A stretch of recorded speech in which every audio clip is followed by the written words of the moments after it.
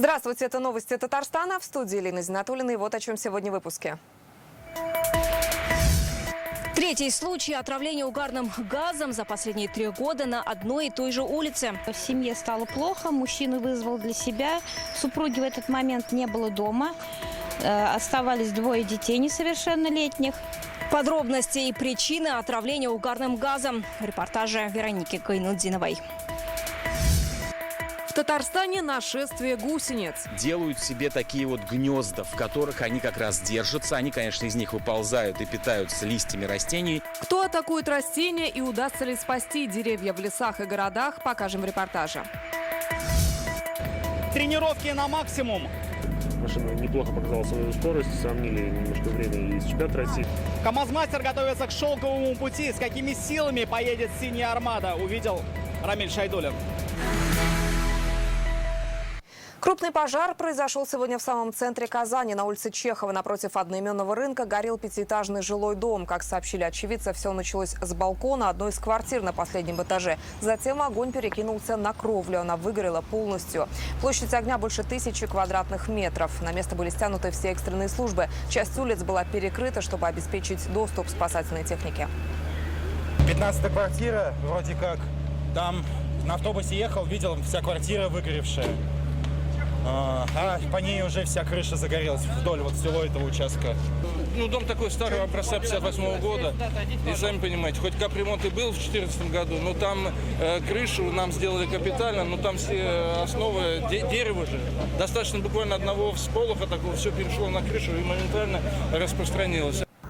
В доме 66 квартир. Спасатели эвакуировали 132 человека. 2, кто не мог самостоятельно покинуть дом по состоянию здоровья, вынесли на носилках и передали медикам. Кому требуется временное жилье, списки формирует управляющая компания Вахитовского района. На место прибыл руководитель исполкома Казани Рустем Гафаров. Решено размещать жителей в гостинице «Кварт». Как сообщил глава района, на месте создан оперативный штаб. До гостиницы жителей довезут автобусы, горячей едой обеспечит департамент питания. Электричество отключено, газа нет, поэтому здесь не совсем пока ясно. Однозначно 5-е этажи мы точно не пустим. Можно вопрос? 5-й этаж сможет зайти, закрыть квартиру? После того, как сейчас потушат, вы с полицией, с участковым, все, каждый свои квартиры, когда опасности не будет, пройдете. Да, жители будут переселять, маневренный фонд уже готов, мы готовы принять более 100 человек. Сейчас едут автобусы, и всех желающих, кто не сможет найти себе место у родственников, у знакомых, мы готовы переселить. Сейчас временное жилье. Потом мы будем по итогам обследования уже возвращать жителей, кроме 5-го этажа. 5-й этаж только после ремонта кровли. Неисправные гидранты, отсутствие дорог к водоемам и кратный рост природных пожаров. Горячим сегодня выдалось и совещание в Доме правительства. Здесь прошло внеплановое заседание комиссии КЧС. Первый вице-премьер был щедр на критику и призвал глав районов более тесно работать с населением. Если ситуацию не удается исправить, привлекать прокуратуру. В очередной раз в зоне критики оказались Нижнекамск, Актаныш, Черемшан. Павел Драгунов о главных проблемах пожароопасного сезона. Провели заседание комиссии по чрезвычайной ситуации. Это было поручение Руслана Нургалевича Миннихана, нашего раиса нашей республики. Ситуация с пожарами в Татарстане напряженная. В этом году в республике почти 2500 возгораний. Рост на 22% по сравнению с 22-м. Отрицательная динамика в 33 районах. В огне погибли 57 человек. За весь прошлый год 62 татарстанца. В антирейтинге Балтаси, Заинск, Муслюмово, Новошишминск и Черемшан. В последнем рост на 250%. В 2 раза увеличилось и количество природных пожаров. Анализ пожаров показывает, что основная доля пожаров приходится на открытой территории, то есть пожары, связанные с горением сухой травы и мусора. А в текущем году на открытой территории произошло 1181 пожар, что составляет 48% от общего количества пожаров. Самая горячая ситуация в Нижнекамске. Здесь зафиксировано 158 возгораний. В этом же списке Альметьевск и Тукаевский район. Необходимо выявлять и сносить снятые с учета бесхозные строения, очищать территорию населенных пунктов от горючих отходов, мусора, тары, сухой травы. Везде присутствует, конечно, человеческий фактор. Когда мы говорим там где-то стекло там сыграло как лупа, там что-то такое, но это единицы. В основном человеческий фактор. И мы же в этом году уже имеем 4 факта перехода огня на населенные пункты. Вот это самое страшное, когда люди остаются, сосед поджег траву, соседи остались без имущества. В апреле сразу 2 таких случая. В Актанышском районе буквально за 20 минут были уничтожены 5 домов, 3 сарая и 2 бани. В Мамадышском сгорели 6 строений, в том числе жилой дом. Сейчас в Татарстане 116 населенных пунктах подвержены угрозе лесных пожаров. Еще одна проблема – неисправные пожарные гидранты. Больше всего их в Зеленодольске, Лаишево, Новошишминске, Ютазах и Казани. В ряде районов отсутствуют подъезды к природным водоемам. Что касается подъездов к источникам воды для пожаротушения, у нас программа есть по дорогам, мы ее не отменяем, списки вы составляете. Поэтому посмотрите, там же не обязательно прям, что называется, автодорогу первой категории строить. Построили, подъезд есть, техника серьезная, проедет.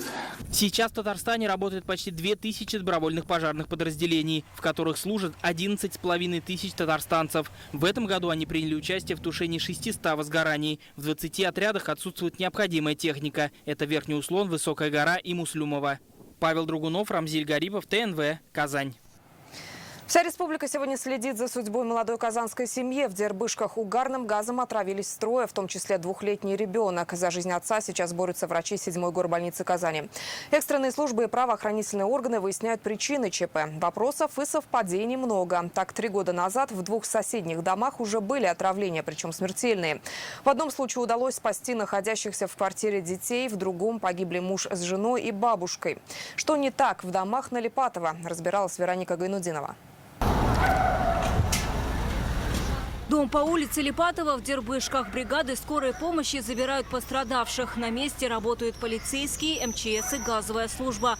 Все жители покинули подъезд. В квартире на 1-м этаже угарным газом отравились отец и 2 дочери. Их обнаружила мама. Все трое не подавали признаков жизни. Женщина схватила 2-летнюю дочь и выбежала на улицу просить о помощи. Она дочку на руках выносит, просит мальчишек, которые в баскетбол играли, помочь, чтобы окно сетку выбили. Мальчишки туда забегают, обратно вылезают, и потом уже людей на просто не вытаскивают, и все.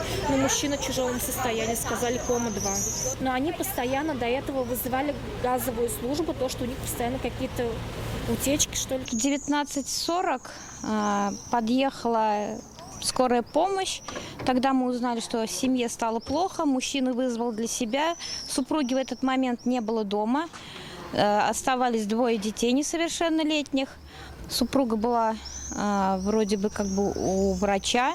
Пришла домой, увидела, что супруг и маленький ребенок в бессознательном состоянии. Соседи рассказывают, на простынях вынесли из квартиры 43-летнего главу семейства и старшую 17-летнюю дочь. Ее медикам удалось привести в чувство на месте. Всех 3 госпитализировали. Мужчина в тяжелом состоянии. Сейчас находится в реанимации 7-й горбольницы. Детей увезли в ДРКБ. 2 детей 17 лет и 2 года, соответственно, привезли в приемный покой ДРКБ по скорой помощи с признаками отравления угарным газом.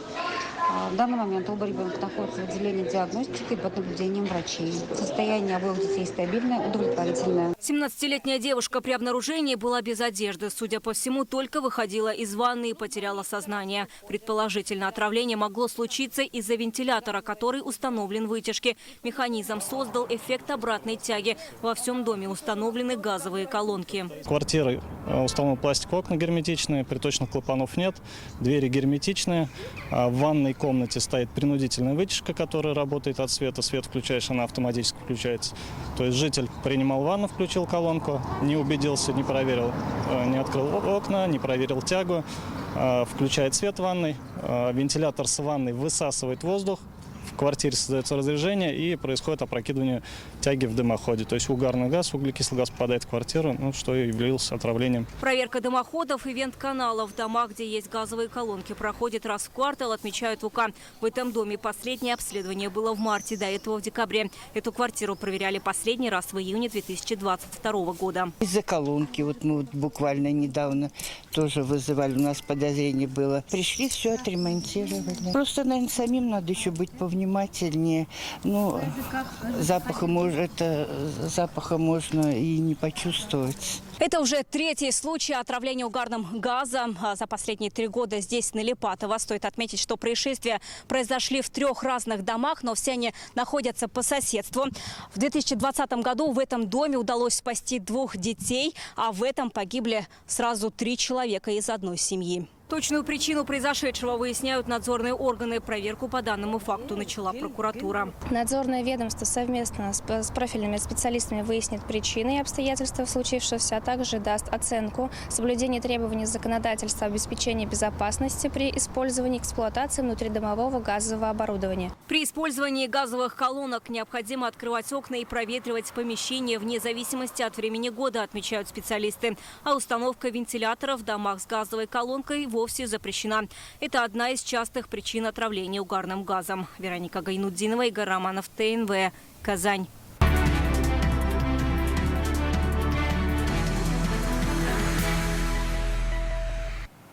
Сегодня в Санкт-Петербурге открылся Международный экономический форум. Делегацию Татарстана возглавляет раис республики Рустам Минниханов. Ее состав внушительный. Это главы 4 министерств, нескольких ведомств и крупных компаний.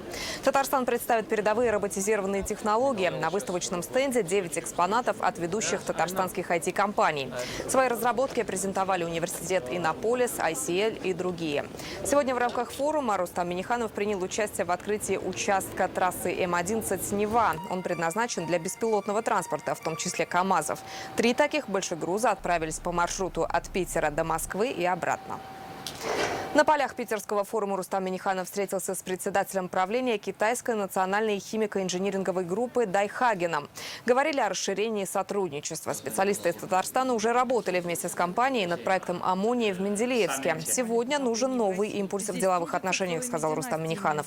Он подчеркнул, у Татарстана заключено 7 соглашений с китайскими провинциями. Товарооборот с Поднебесной в прошлом году вырос на 58%, а в этом году тоже рост. В свою очередь Дайхаген заверил, Китай заинтересован в расширении сотрудничества. Один из перспективных проектов – производство удобрений. Китайская Народная Республика – стратегический партнер для нашей страны, Российской Федерации. Мы активно сотрудничаем с китайскими провинциями, с предприятиями. Менее чем через месяц стартует главное российское ралли «Шелковый путь». КАМАЗ представит 5 экипажей. Сегодня «Синяя Армада» объявила официальный состав. Впервые в истории команды он китайско-российский. Еще одно нововведение – абсолютно новый КАМАЗ семейства К5, в котором применены самые передовые российские разработки. Машина стала маневреннее и быстрее. В этом сегодня убедились и мы, проехав в кабине 15 километров по пересеченной местности. За сверхскоростями в роли пассажира наблюдал Рамиль Шайдулин.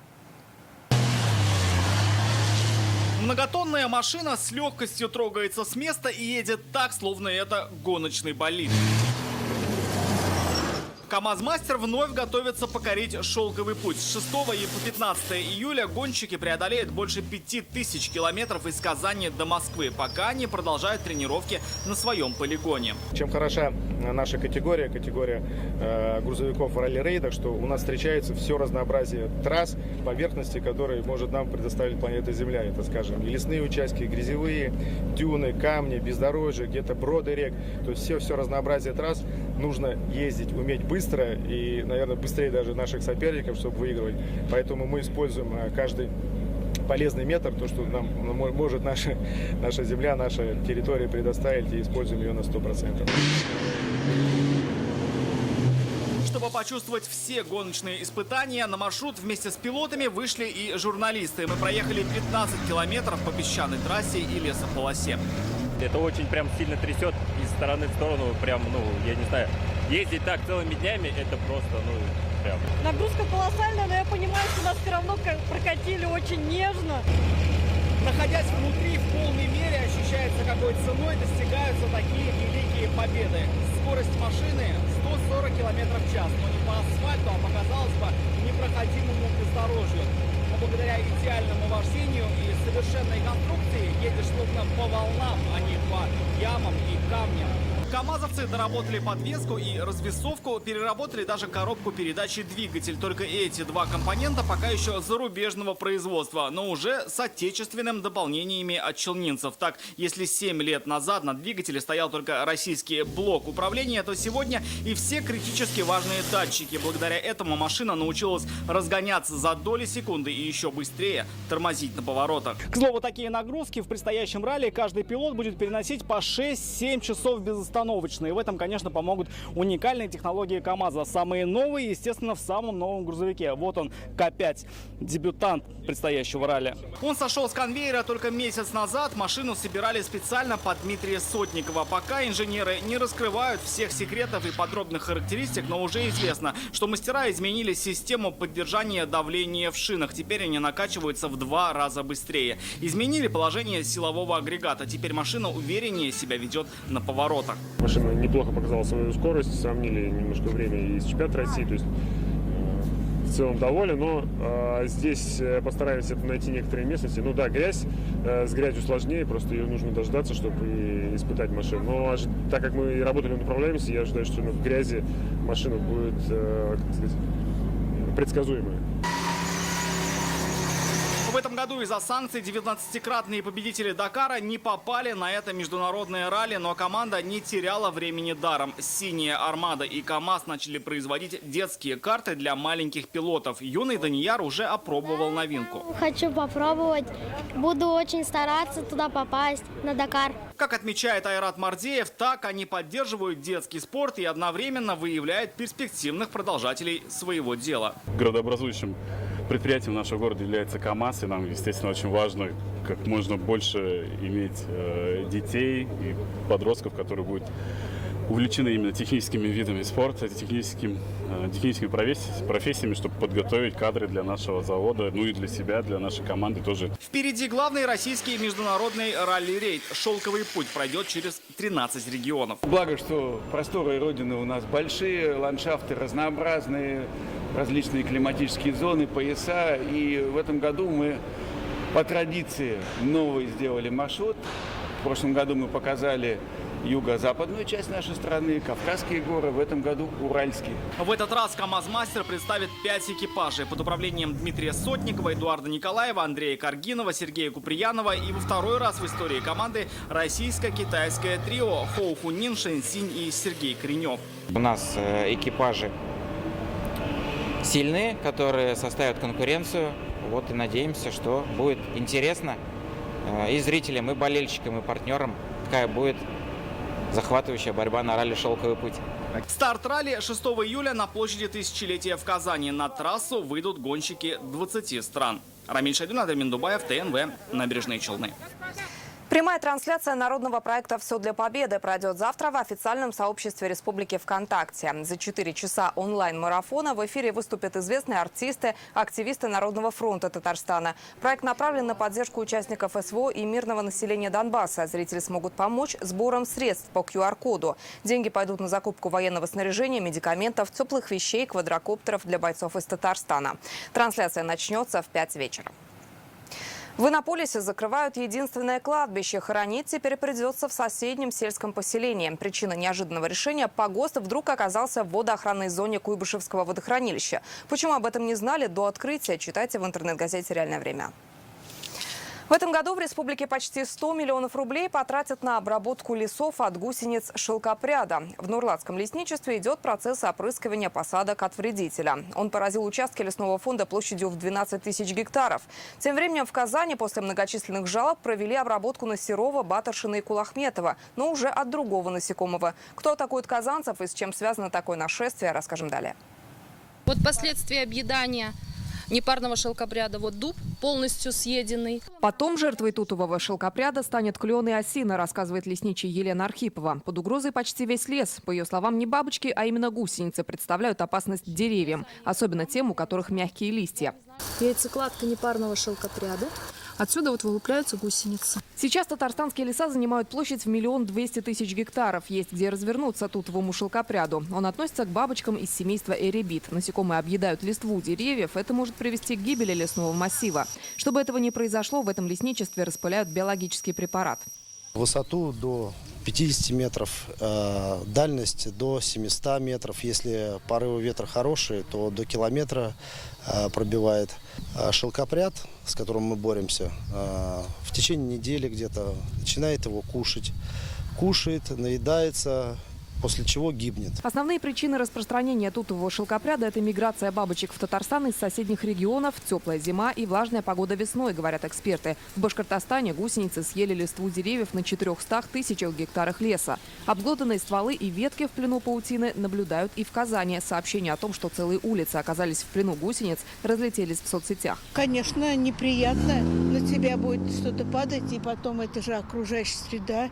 Это же ведь мы здесь живем. Во дворах действительно вот все деревья, они прям как в чулки окутаны полностью. Вот на Батаршина вчера гуляли во дворе, Батаршина 37, там новая площадка, в том году, по-моему, ее только сделали. Тоже, деревья в плачевном состоянии. Как оказалось, столичные улицы облюбовали другие насекомые. Горностаевая моль – это третья вспышка за последние 20 лет. Гусеницы делают гнезда из паутины и выползают из них, чтобы питаться листвой. Они вот живут под защитой вот этого кокона, потому что паутину, в принципе, никто особо не любит. Птицы, другие, позвоночные, насекомоядные. Вот эта горностаевая моль, она, да, действительно вредит. И это не первая вспышка. Первая была в 2001 году. Там, кстати, она была более массовая, буквально по всему городу. Потом еще была вспышка в 2012 году. Вот она там была поменьше, но тоже были как раз озабоченные горожане. Жители обратились в районные администрации. Спасать зеленые насаждения начали в Московском и Кировском районах. Отсюда больше всего жалоб. Машины с раствором обработали деревья на Серова, Батаршина и Кулахметова. При факте выявления большого количества гусениц на деревьях по улице Серова мы обратились к нашей подрядной организации, обслуживающей дорожную сеть Кировского и Московского районов. Работниками были обработаны деревья, пострадавшие от насекомых препаратом, который борется с самыми распространенными насекомыми-вредителями. Продолжить работу по борьбе с данным видом насекомых будет возможно при выделении необходимого финансирования. Еще какой момент. Они сейчас уже, так скажем, во взрослом состоянии, скоро начнут уже окукливаться. Вот, и мы уже не увидим, но и потом, будем надеяться, ближайшие дожди, все вот эти вот гнезда, они их сведут на нет, и опять деревья примут более надлежащий красивый вид. В прошлой вспышке биологи изучили насекомых. В гнездах встречались паразиты и хищники, поэтому нашествия быстро сходили на нет. Массовой гибели деревьев не случалось, а насекомые исчезали не на 1 год. Лина Изнатульна, Карина Валиахметова, Наиля Абдуллин, Ленар Хузяхметов, ТНВ, Татарстан. В Татарстане начали восстанавливать популяцию соколов-балабанов. Сегодня в питомник в Камском устье заселили 10 птенцов. Это редкий вид птиц, занесенных в красные книги России и Татарстана. В стране их не более 1500 пар. В нашей республике вовсе не осталось. В последний раз соколы гнездились 50 лет назад. Возродится ли в Татарстане соколиная охота и когда мы увидим первых птиц в небе, расскажет Сирина Васильева. Этим птенцам сокола-балабана нет и месяца. Крылья еще не окрепли, перьев почти нет. В Татарстан их привезли в начале июня из питомников Рязанской области и Подмосковья. Сейчас они живут в хэках, так называемых искусственных гнездах. Сокол-балабан – редкий вид птиц. Они занесены в красные книги Российской Федерации и Республики Татарстан. Последний раз на нашей территории они были замечены 50 лет назад. Причин сокращения популяции крылатых много. Это браконьерство, нелегальный отлов и естественная гибель птиц. Проект по сохранению и разведению соколов представило Министерство экологии Республики и регионального общественного фонда имени Анатолия Щеповских. Этот проект зародился в министерстве в 2022 году. Наши уважаемые ученые пришли к нам с такими предложениями, что действительно в Республике Татарстан можно начать работу по возрождению этого уникального вида краснокнижной птицы сокол-балабан. Такой проект был уже реализован на Урале, и он был успешным. Сейчас из 10 соколов-балабанов летают только 3, но орнитологи уверены, что к концу месяца небо покорят все. Первый слет – это всегда проблема для птицы, однако вот уже 2 вернулись. Соответственно, мы можем успокоиться, значит, и 3 все-таки обладает определенным навыком, который приведет ее рано или поздно в хэк обратно. Здесь мы кормим 2 раза, это вынужденная мера, мы должны полностью отучить их от людей. То есть эта птица должна как по диким стереотипам, биологическим стереотипам вида бояться людей. Вот, а если мы будем появляться, тем более быть в этом случае частым источником корма, мы будем совершенно неправильно оценены с положительной стороны. На протяжении 2 месяцев за краснокнижными будут наблюдать волонтеры. Они кормят неокрепших птиц 2 раза в день. Мы волонтеров обеспечиваем и проживанием здесь, и питанием, и различными мелочами, такими как средства, антипреспиранты, защита от солнца. Даже есть отпугиватель диких животных, потому что был замечен кабан здесь. Ограждена территория оградительной лентой. Также будет установлена дополнительно еще табличка, описывающая, что здесь происходит и почему простым гостям нежелательно приближаться к хэкам. Место гнездования молодых птенцов выбрано не случайно. По словам экспертов, именно здесь, на берегу Волги, созданы все условия для счастливой жизни соколов-балабанов. Кругом высокие холмы, леса и поля, на которых можно охотиться на ящериц. Соколов-балабанов в республике выращивают с надеждой, что они смогут дать потомство. Сирина Васильева, Алмаз Зиадинов, ТНВ, Камско-Устинский район. Это были новости Татарстана. Еще больше информации в нашей группе ВКонтакте и телеграм-канале. Далее прогноз погоды с Аделиной Зарифовой. А я с вами прощаюсь. До встречи.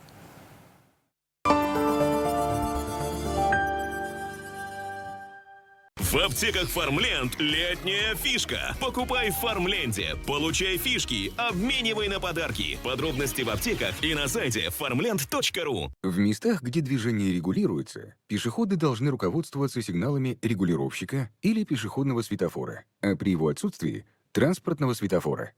Пешеходы должны переходить дорогу по пешеходным переходам, в том числе по подземным и надземным, а при их отсутствии – на перекрестках по линии тротуаров или обочин. На нерегулируемых пешеходных переходах пешеходы могут выходить на проезжую часть или трамвайные пути после того, как оценят расстояние до приближающихся транспортных средств, их скорость и убедятся, что переход будет для них безопасен. При переходе проезжей части дороги вне пешеходного перехода пешеходы, кроме того, не должны создавать помех для движения транспортных средств и выходить из-за стоящего транспортного средства или иного препятствия, ограничивающего обзорность, не убедившись в отсутствии приближающихся транспортных средств. Велосипедистам и водителям мопедов запрещается пересекать дорогу по пешеходным переходам, так что необходимо спешиваться. Центр списания долгов «Идель». 8 93 93 100 100.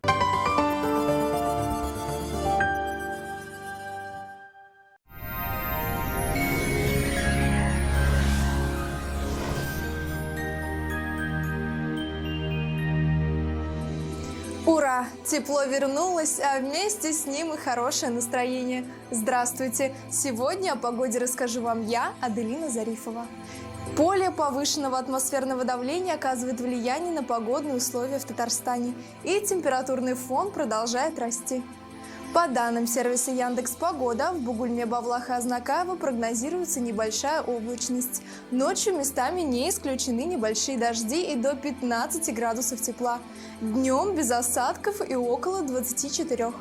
Ясно и без осадков в Набережных Челнах, Нижнекамске и Елабуге. В ночные часы потеплеет до плюс 12, днем до 26 градусов выше 0. В Агрызе, Менделеевске, Актаныше ночи пока что прохладные. Около 9 градусов тепла, а днем тепло, воздух прогреется до 26 градусов со знаком плюс. В Арске, Кукмаре и Бултаси безоблачно, осадки не наблюдаются. Ночью до плюс 8, днем температура повысится до плюс 26. В Болгаре, Дрожжаном и Буинске малооблачно, вероятность осадков минимальная. В ночное время ожидается около 15 градусов тепла, а в дневное до 25 градусов выше 0. Теплее всего будет в Альметьевске, Чистополе и Мамадыше. Ожидается ночью до плюс 14, днем летняя и комфортная погода до плюс 26. Осадки также маловероятны. В пятницу ожидается очень теплая и сухая погода. Банк Аверс оказывает весь спектр банковских услуг для частных лиц и корпоративных клиентов. Для бизнеса банк предлагает услуги по расчетно-кассовому обслуживанию, кредитованию, банковские гарантии и продукты с возможностью эффективно размещать свободные денежные средства.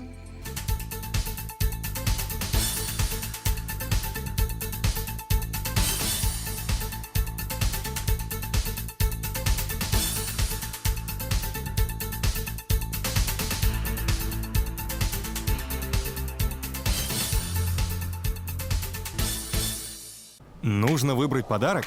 С FlowWow это легко. Например, этот торт. Или этот. На 1 миллион подписчиков. Для бати. На день рождения. И на просто так. Даже для тех, кто очень далеко. На FlowWow есть подарок для каждого. Скачивайте и поздравляйте. Если ваше сердце такое же жаркое, как Эш-Пешмак и Перемеш, то дарите свою любовь вместе с FlowWow, маркетплейсом необычных подарков с доставкой по всей России. Горячие пироги, пышные сочные букеты роз, клубника в шоколаде и другие сюрпризы уже ждут вас в приложении. В Казани, наконец, ясная и теплая погода. Осадки не прогнозируются. Ночью около 12 градусов тепла, а днем потеплеет до 27 градусов выше 0. Ветер северо-восточный умеренный. Атмосферное давление и влажность воздуха в пределах нормы. Магнитное поле Земли спокойное. Прогнозы синоптиков довольно оптимистичны и есть шанс открыть пляжный сезон уже в конце этой недели. Специализированный застройщик «Акташ Инвестстрой» представляет жилой комплекс «Алтын-Яр» на берегу озера Средний Кабан. Продуманные планировки и благоустроенные дворы с ландшафтным дизайном. При покупке квартиры в июне в подарок скидка до 700 тысяч рублей. 216 68 68. Как в сказке «Озеро у дома». Зеленый сказочный бульвар. Моя мечта – не оторваться. Хочу квартиру в Алтын-Яр. Покупая квартиру сейчас, получаете скидку до 700 тысяч рублей. 216 68 68.